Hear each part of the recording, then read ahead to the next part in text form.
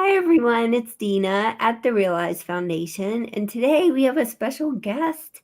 Her name is Dr. Karen Kramer, and she has a brand new book out called Healthy Grief. Grief, can't speak today. Mhm. And it's really important in our community. So many people have lost people to suicide or other ways. And going through that grief. And I think suicide is a special case because you don't always understand it. As if you lose a loved one to suicide, you never get to understand why. And I think that's the hardest part of that kind of grief. And so I'm gonna let you, Dr. Karen, talk about your new book and how maybe that fits into what I just said. Yes, yes, Nina, I will. So, the subtext or subtitle to Healthy Grief is Normalizing and Navigating Loss in a Culture of Toxic Positivity.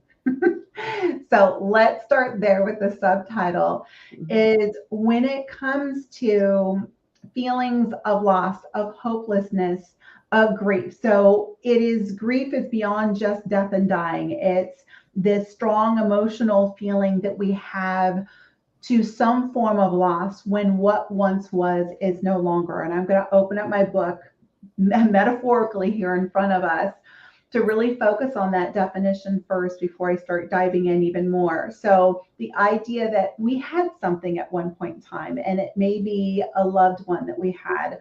It could be a health, a career, hopes and dreams that we once had, a relationship that we had, a for those of us getting older, a certain kind of health, a certain kind of size, whatever it is, we once had something, and then something happened, and we no longer had that thing. Even if it's hopes and dreams, we no longer had that thing, and something happened. But instead of just changing a page over from one chapter to the other, we can't easily jump into the next chapter or season of our life without acknowledging that if it is grief, it is a strong emotion that we have to something that once was, that it's that process we go through from jumping from one chapter to another chapter in our life. And it's that process that we go through. And in many cases, I bring in the term toxic positivity and talk about that, which is when we think about, well, yeah, don't we want to be positive? But when we want somebody else or even ourselves, we feel like we have to be positive. The toxic part is when it hinders that healthy grief process, when it hinders that process of us going through the grief and healing from it, especially if we have lost somebody. Like it is for us who have lost somebody, even if we've lost somebody for suicide, and to your point that you just made, is we may not know necessarily why or how or what the choice that they went through that. In other words, there's a lot of questions that we may have. But it doesn't help us when somebody else is like, oh, it's time to get over it, or put a smile on your face, or they're in a better place, or some of those phrases that have been heard. And that's the toxic positivity when somebody is trying to make us better, good intentions, trying to make us feel good when we just want to be seen, heard, and understood for the own emotions that we're going through as part of this process. Flip side, we feel we have to put on that smiley, happy, fake smile and go through because that's what's expected to be able to process through that we have to be this happy person when truly we're going through this emotion. And there Yeah. actually is, you mentioned something, and I'm going to come back to it. I even mentioned it. One of the gentlemen that I interviewed for this book, so there's 30 grief survival case studies that are in this book, and one of the gentlemen had death by suicide, had lost his son just 11 years prior to. And he said one of the things that was said to him was, oh, well, your son's in a better place. And he's basically like, wanting to flip him off, like, my son would have been better here with me. How dare you say something like that? So I just wanted to finish up with that comment as well. Yeah, that's true. And I think to your point about toxic positivity is that that it's a big conversation around mental health in general, not just in the sense of of grief, is that, when people are dealing with depression or anxiety or, any number of, mental health letters, Mhm. toxic positivity is real. I mean, I'm somebody who's suffered from depression my whole life. Mhm. And it's like some days you have to let yourself be in a funk. You have to let yourself cry. You have to let yourself get those emotions out, or they just keep turning into more and more of the same. And so when somebody's like, "Oh, you should just be happy. You have so much to be thankful for. You have, all these things going for you." It doesn't help us process what is wrong. Like, and for me personally, I didn't process a lot of that for decades. And so when 2020 happened, I was forced to, you know, go back and process a lot of things that had happened in my life that I'd never acknowledged or talked about at all.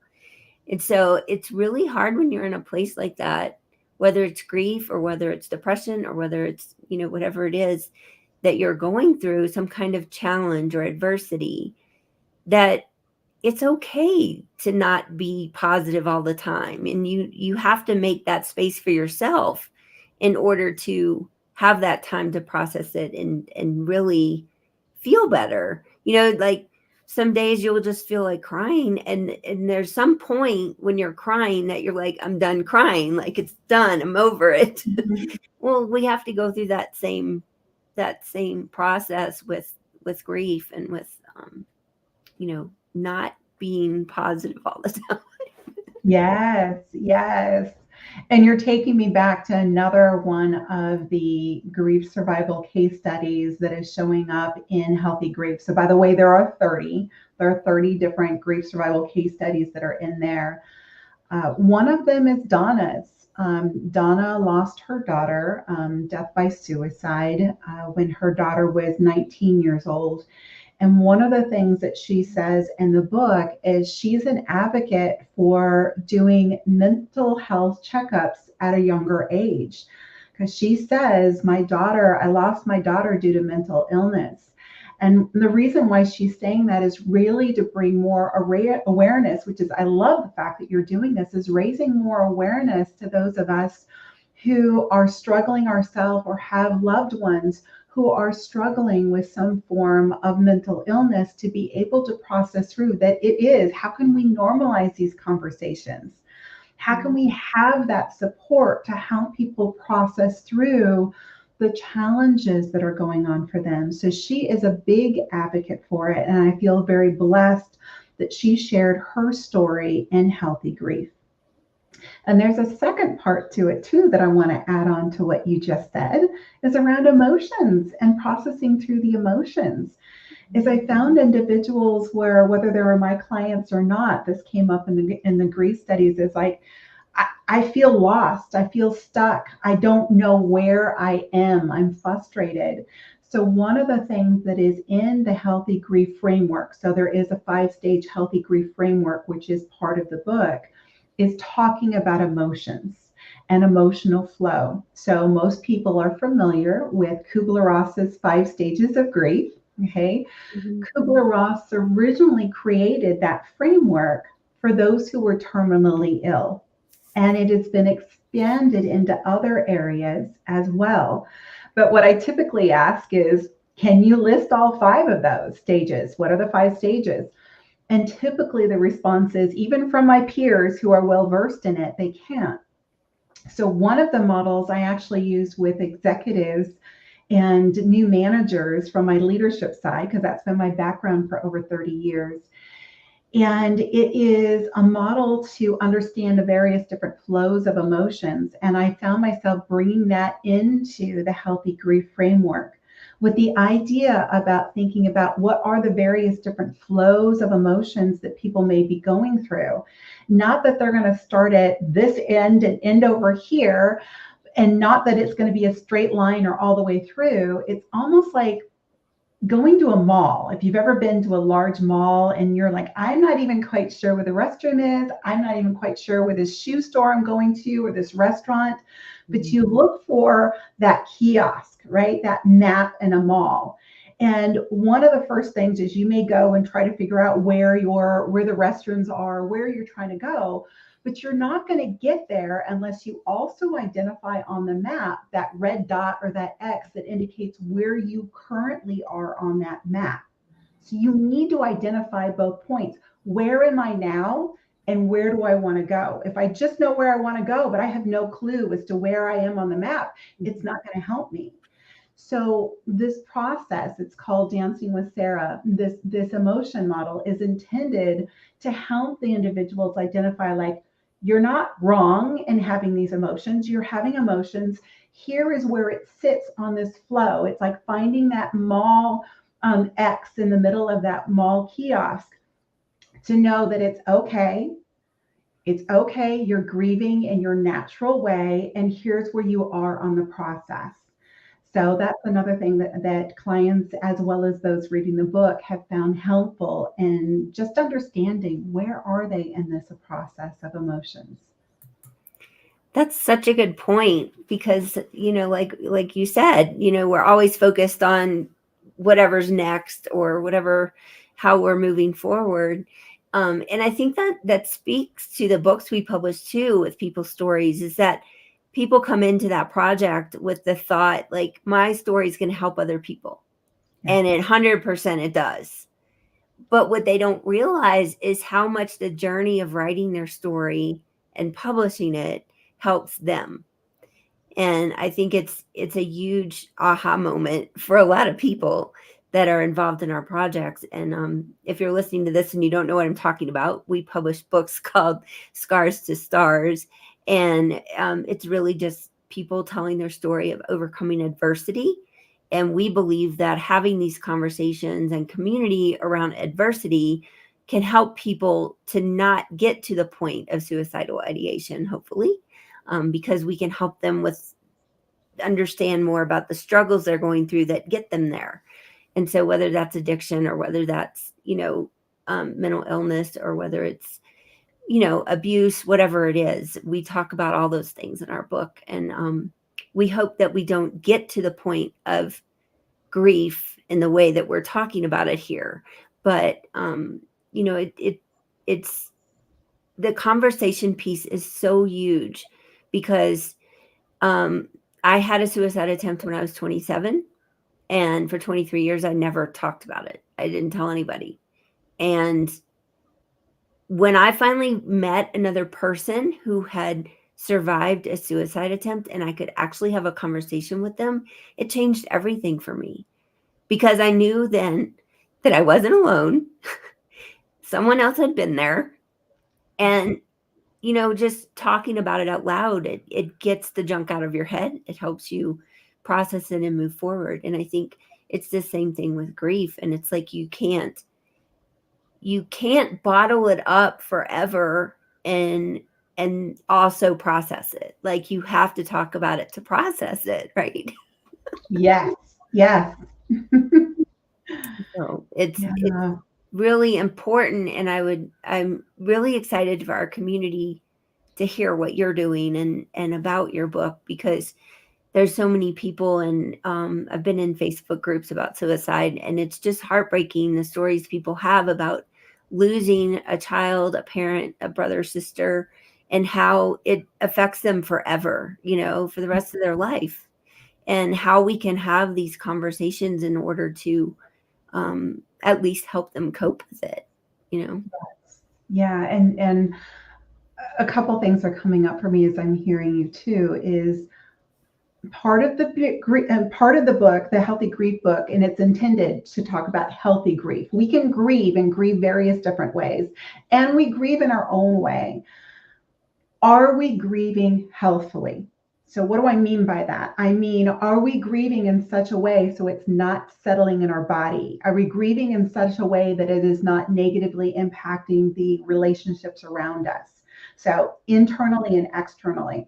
And in Healthy Grief, I also talk about the various different stories because they are case studies that I look at any of those stories that came to me, whether they were my clients, my own stories, or others who came to me, and with any mention about physical ailments in the body, I also stepped back and I looked at how does grief show up in the body. So let me tell you about Stephanie. And Stephanie is the reason why I wrote Healthy Grief and relates to what we're just talking about. So Stephanie came to me, she was in her early 50s and she had just been diagnosed with stage 2 colon cancer. Now she knew what I did. We'd been friends for a while, so she knew what I did, but she'd been kind of tiptoeing around it, like that doesn't apply to me. I don't want to do any therapy. And which, by the way, I'm not a traditional therapist, but that was her idea of what I did.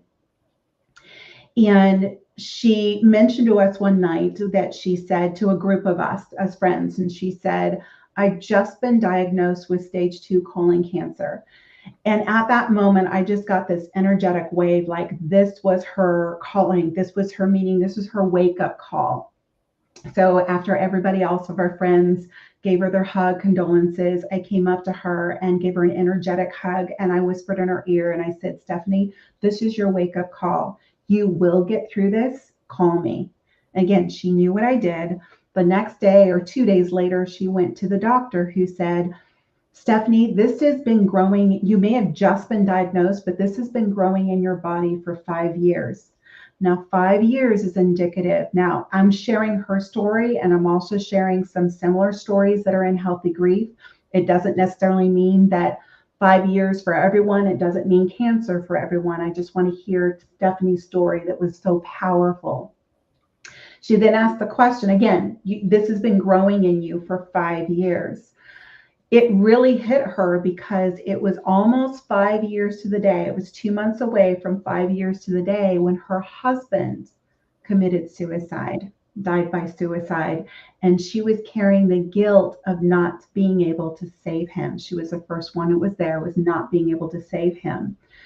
So we did the work, the energetic work about being able to release that guilt that she was holding on to, because she said she was about ready to carry that guilt to the grave with not being able to help him at that time. And she also had 4 children who were leaning on her and needing her. So by doing the work, now let me stop there. That's another reason why I chose to write this book after working with Stephanie, because I said, this point in time, people need to understand that grief is more than just death and dying. It could be carrying around the guilt of the loss. Just as I mentioned when we started, there's various different types of loss out there, even the COVID loss, because you mentioned that loss of normalcy is a loss that's out there. And so having an understanding how grief is more than just death and dying. The second part of it is how unresolved grief over a period of time will settle in the body. Let me repeat that. Unresolved grief over a period of time will settle in the body. Now, I just came from a mastermind this last weekend with an individual who was talking about trauma and PTSD and suicide, because that was part of his background, because he came from the military background and was helping those overcome PTSD and wartime trauma and suicide. So his frame was the same thing as mine, that unresolved grief for him, he was saying, will settle into mental illness. I'm saying unresolved grief will settle in the body. Right? So it's looking at why healthy grief is. We grieve in various different ways, but there's healthy ways to grieve and there's not so healthy ways to grieve. And that's the reason why more like even this podcast, getting it out there so people understand that yes, you can grieve in your own way. There's also healthier ways to do it without it settling in the body. Now for Stephanie, she's moving towards remission. And again, once you remove that energetic hold on that grief, and again, in her case, it was that loss of her husband, then it allows the body to come back to balance. There's more on that, so I'm not going to talk too much more in here on that, but let's put it aside. One thing, and I love the fact that I'm bringing up Stephanie, because one thing is that I wanted to create a platform for her to be able to share her story, not only what led to her grief, but her healing journey as well. And just a month after we launched Healthy Grief, she was invited by a veteran to come talk to other veterans, other military veterans who had considered suicide or attempted suicide, and to talk to them. And she was basically the face to say, if you were or you chose to, look at me. I am the face. I am that spouse that you would have left. I have these children that you would have left behind. And in most cases, they were males, as I understood it, who were part of that. I don't know how many were in that environment, but a number of them came up to her afterwards and just thanked her for sharing her story. Back to what we're talking about today, stories are so powerful. Stories are so powerful. Those individuals who wrote their own stories for Healthy Grief, and again, these were case studies. It wasn't an anthology. I specifically picked the individuals who wrote the stories for the book. It was a case study because I analyzed those stories for the reader to understand how they can pull through the themes of the Healthy Grief model, and also wanted to make sure that the individuals submitting those stories were helpfully enough on their process of healing, whereby writing the story was not going to re-traumatize them. But just as you mentioned, Deanna, that's there. It's the stories people were saying just by writing their story for Healthy Grief, that in and of itself was healing. Yeah, it's very true. It's like when I before the pandemic, when I owned a business and I was just working all the time, I had people would say to me sometimes, like, you should journal. And I was like, I don't have time for that. Right. But in 2020, I did have time for that. And I started journaling and I started writing about new business ideas. And then I also started writing about the trauma in my life and my suicide attempt. And it is so freeing to write, whether it's for just you or whether you're writing it for other people. It gets the words out of your head and on the paper. And one of our authors said to me in our Scars to Stars interview, he said, once you put it on paper, it's just words. It doesn't hurt you anymore. It's just words.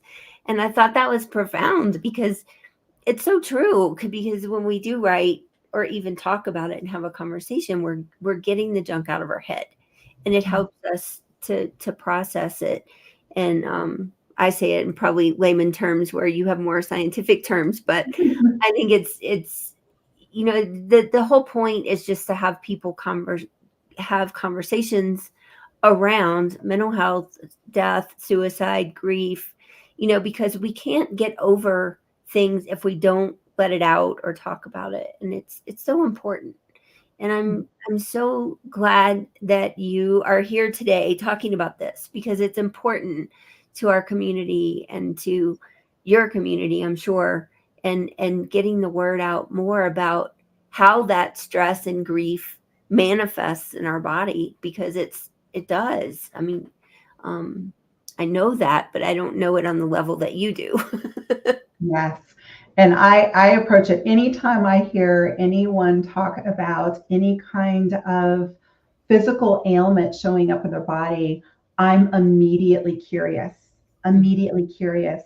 I had a conversation with a woman yesterday. We happened to be in a mastermind together, and she just mentioned something about a fall, a shoulder injury that she had, to the point where the muscle had pulled, separated from the bone.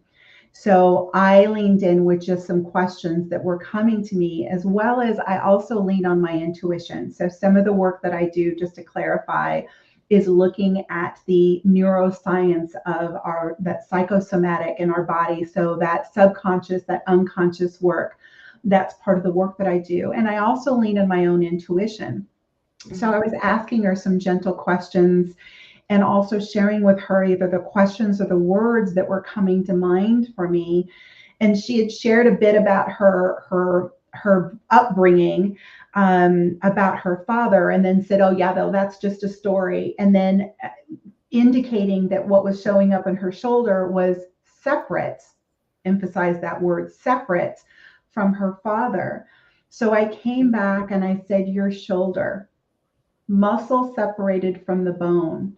And I just said, "What does the word separation mean for you?" And in many cases, because I never want to imply anything, this was just coming up, and she sat there and she broke down in tears. And she said, "It's my father. That's what's showing up for me." Now, that was 2 days ago at the time of this recording. That was 2 days ago.